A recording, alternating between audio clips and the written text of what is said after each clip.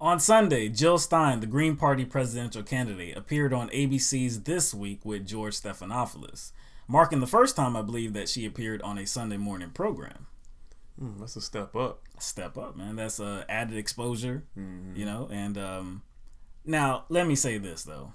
I'm under no illusions that they are actually trying to help Jill Stein's campaign. And that's evidenced by the questions that they ask her. Yeah, and I think they have an interest in covering Jill Stein because she's made such a splash. Yeah, right. And so they're getting some ratings out of this. Of course, yeah.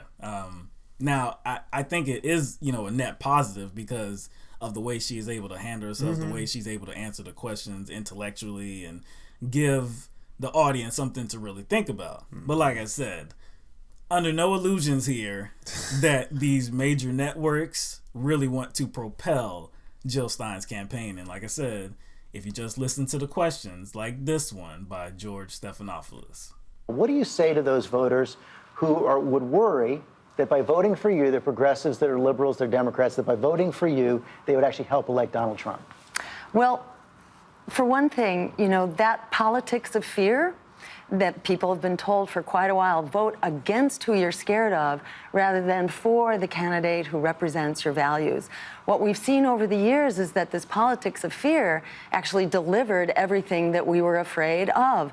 All the reasons people were told to vote for the lesser evil, because you didn't want the offshoring of our jobs, you didn't want the massive bailouts for Wall Street, you didn't want the endless expanding wars, the attack on immigrants. That's actually what we've gotten because we, the people, have allowed ourselves to be silenced. Democracy needs a moral compass. It needs a vision, an affirmative vision of what we are about, and an agenda that we can actually put forward. It's been a race to the bottom between those two parties that have thrown us under the bus. There is a recent example, though. Everybody goes back to the 2000 campaign. Progressives voted for Ralph Nader in Florida. They say that elected George W. Bush. There was a real difference there. I'm tired of these questions. I'm so tired of these questions. Like I said, I know it comes with the territory because if she wants the increased exposure, she's going to have to deal with these questions, but I am so sick of them. Well, I mean, they keep rehashing the same thing over and over again. It's almost like these are, especially the question about her being a spoiler. That's like that's a guilt question. Yes, and everybody asks it. It's like those affiliate news stations that phrase the same news stories the same way from the Associated Press. Yes. It's the same thing. And they ask her, well, look, there's a recent example of Nader, he helped, a lot of people think that he helped George Bush get elected.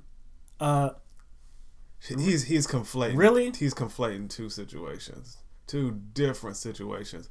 We all know what went down in Florida. Yes, the shenanigans that happened in Florida. And squashed the recount. Yes. Not the same. And then Gore won the popular vote. All right. And then, on top of that, how many people did not vote?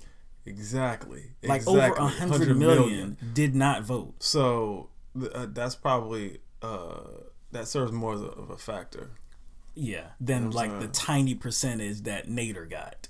And the thing is, the tiny percentage. The question should be, Stephanopoulos should ask, is why is she a spoiler? Right.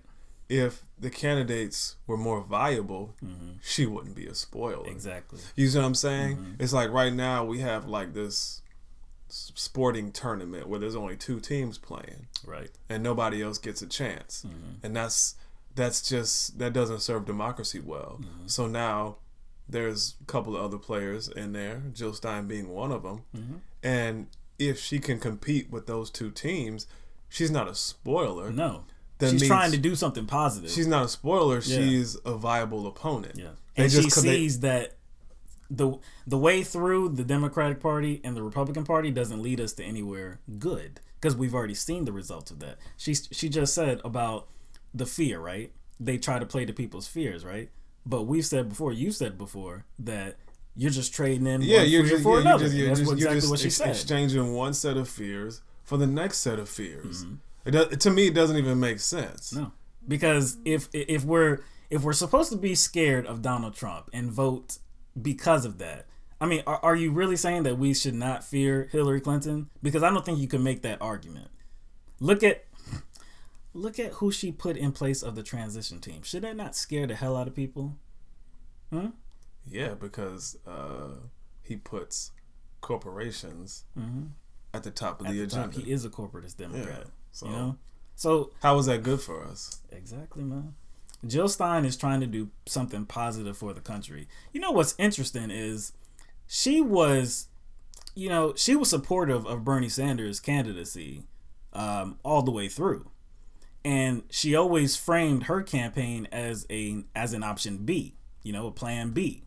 So I think, I can't say for sure, but I think that had Bernie Sanders actually came away with the nomination, I don't think she would be running.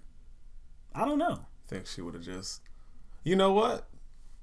I don't think so either. I don't think so. I don't think so either. Because, like I said, they were very comparable with what they wanted to get done. It almost would be no need. Right.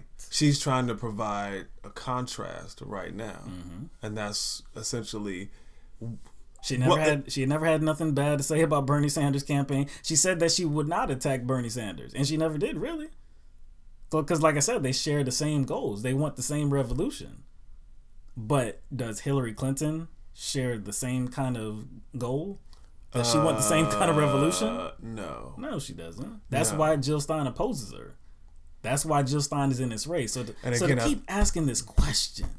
But see, you know why they keep asking the question.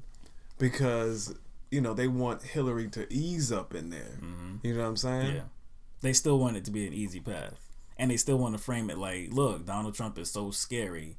Look, Jill Stein, I mean, come on. Be reasonable. You can't seriously help Donald Trump get elected, Pretty much blaming her. Yeah.